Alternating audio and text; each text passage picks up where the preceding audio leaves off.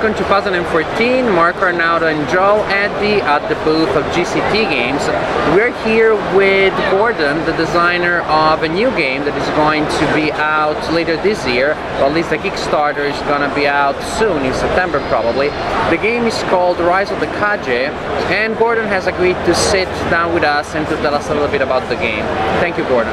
Thank you very much for your time, guys. Okay, so Rise of the Kage is a spin-off from Bushido, set in the Jewa Isles, which is our miniatures-based game. And in this incarnation of it, the 2 to 4 player game, board-based, and the ninjas essentially are trying to infiltrate the mansion and achieve their mission. Their mission is randomly selected from a deck of cards. In the final version there'll be 12 missions and they range from stealing something to assassinating to kidnapping, etc. So when the ninja player draws these cards, the guard player is unaware of what their mission is, so it's a secret from it. It's 2 to 4 players, as I said, so one player always plays the guard player, and between 2 and 3 play ninjas.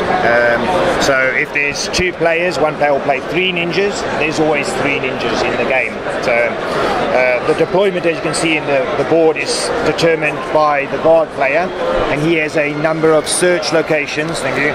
A number of search locations, which are these markers here, which indicate areas that the ninja is going to infiltrate and search, basically see if they've acquired their objective. Essentially the guard player is trying to harry them, stop them achieving that objective, and they do it through a couple of measures.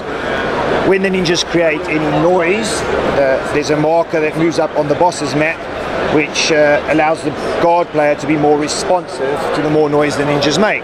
This is the ninjas, not the... This is the guards. The guards. Yeah, these are the 3 ninja mats over on this side, yeah. So they each have a unique individual profile, the ninjas. So the guard, as this moves up, if it gets to the end and rings the bell, the ninja players lose the game, the guard player obviously wins it. There's also a turn tracker, which moves up every time the guard player has a turn. Again, if it reaches daybreak, the ninja players lose their mission and they found out. So the game mechanic is a combination of cards and dice rolling. The ninjas always have the first round of the game. So after the guard player has set the board up and laid the appropriate number of tokens, which is dictated by the map being played, he then has a number of guards, which are these guys here, and he has access to 3 variant types of guards on different levels, so 1 to 3. He can then place the assigned number of guards by the boss. In this case, he has 10 guards to place to defend the mansion at the start of the game. He also has 2 barrack markers, which essentially are his respawning markers, so that's where he'll be able to recruit additional guards through the duration of the game. The ninjas always have the first turn, as I said, and they each place an infiltration marker. On the back of these, for the review here, I'll tell you there is a number. The ninja player doesn't know what that number is when they place them, so they're randomly placed around the perimeter of the board. So the only restrictions in placing these is that they are 12 squares apart. The ninja player then, between them, cooperatively, decide and lay out a course for each individual ninja. So in this case, Suzuki here is going to walk around this area here and try into the door. Once all the ninjas have placed their markers, there's an initiative roll. As I said, it's cooperatively, and so the ninjas occasionally have to work together in order to achieve it. So, for argument's sake, because Simo here is a combat orientated one, so he's not very quiet, and obviously you don't want to create noise being ninjas, so you might have to rely on one of the others to do the more stealth elements of it, and he would come up. Can throw a little bit of a spanner in the works in that there's an initiative roll, so even though you plan what you're going to do cooperatively, the initiative roll will decide essentially in which order the ninjas activate. So in this case he has a 4, there is a modifier to that, which is this boot symbol at the end, so his initiative would be 6. The other ninja would roll, and as you can see they're slightly different, so his is a -1, so that would be a 2, and so on. Once all the initiatives have decided, the ninjas have the opportunity to move, and as long as they don't encounter a guard's area of influence, they're free to move along the route they've previously laid out. If they come across a door or a guard's area of influence, so a guard's area of influence is dictated on the guard cards that are assigned to those guards. So this mark symbol here tells me that their area of influence is only 1. So they only have impact on 1 square around them. So when they start, they're in an unalerted state, which means their area of influence only extends to the front and sides. If for some reason they become alerted to the ninja's presence, their area of influence will be 360 degrees around them. So if a ninja wants to do anything within the area of influence, they need to do it stealthily, or else they create noise markers. So as an example here, she wants to open this door. She would have to try to do it quietly. In order to do that, she would have to open the door, and she would use a black dice from her available dice pool, which is determined by the different ninjas. Target number to open a door is always 5 for a solid door, so she can roll 1 black dice, but she can support it with as many as her dice as she chooses to roll. So in this case, she wants to be sure she opens it. She rolled 2 dice as an example. So she got, neither of them were a 5, which means she shouldn't open the door. But because she's stealthy, she gets a bonus to her stealth, so +2. So that would be a 6. So at least one of them's a 5. She manages to open the door quietly. Because she opened the door quietly, she hasn't alerted the guard. Had she failed that roll, because the noise would have been created where the door was, it would have been in the area of influence of the guard would have been alerted, and he would have got a noise token, which the guard can then use in the following turn. So in this case she succeeded, so there was no noise marker. She wants to now move into his area of influence. Again, she's going to have to do a stealth test. Again, this is on the guard's area of influence. So in this case a 1, which is always a failure in the game. So it cannot be modified above that. So in this case she's failed it. The consequence of that is that the guard has now become alerted, and she has become detected. So we use these markers to signify that they marked and detected. Now the consequences of that is that any dice roll she makes are going to be at -1 now, and any dice the guard makes, because he's alerted, is going to be at +1. Because she still has a combat dice left, she can choose to try assassinate the guard if she chooses. In this case it's obviously beneficial for her because she's got no more movement left, so she can't escape from him. So she rolls her attack dice. It's against the defense of the particular guard she's fighting. In this case it's 2, and she's going to lose -1 to this because she's detected. So she gets a 5, -1 is 4, so it's still enough to kill the guard. But because she only rolled a combat dice and didn't roll a stealth dice, she's now created a noise marker, which would go onto the guard's card here. Yep. Okay. As well as that is the noise tracker would move up 1 stage. The guard is removed from play as he's been killed. The other guards, now that she's finished her move action, her actions will be done, and we would move through the initiative order that the other ninja players had rolled, and they would fulfill their actions in the same way.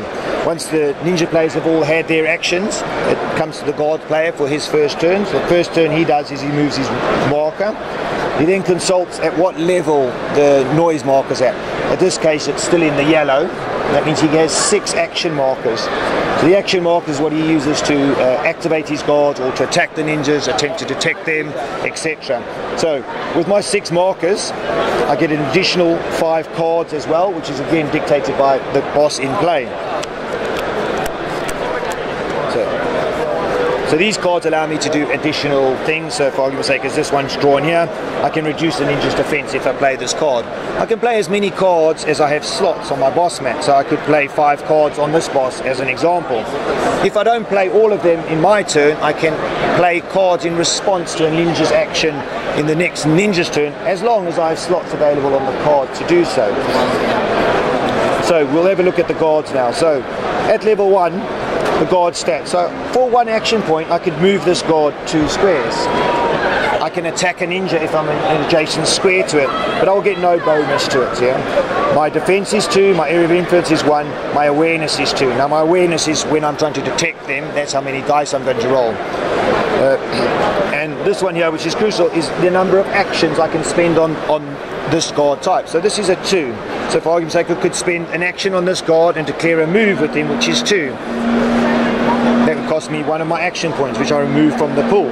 I could activate him again if I choose to, because he's got access to 2 actions. So I could go to there. now I'm adjacent to a ninja that is detected, I can make an attack. If she hadn't been detected, I would have to first attempt to detect her, which would be an action. Now, since my guard's already done his 2 actions, in theory I shouldn't be able to activate him again. But because I have access to a noise token in my pool, I can supersede that and I can use noise tokens to override the number of the limit on the actions that the guy has. So in this case, I'm going to make an attack on the ninja because I've got a noise token. To do that, I roll a d6 and the target number will be the ninja's defense value.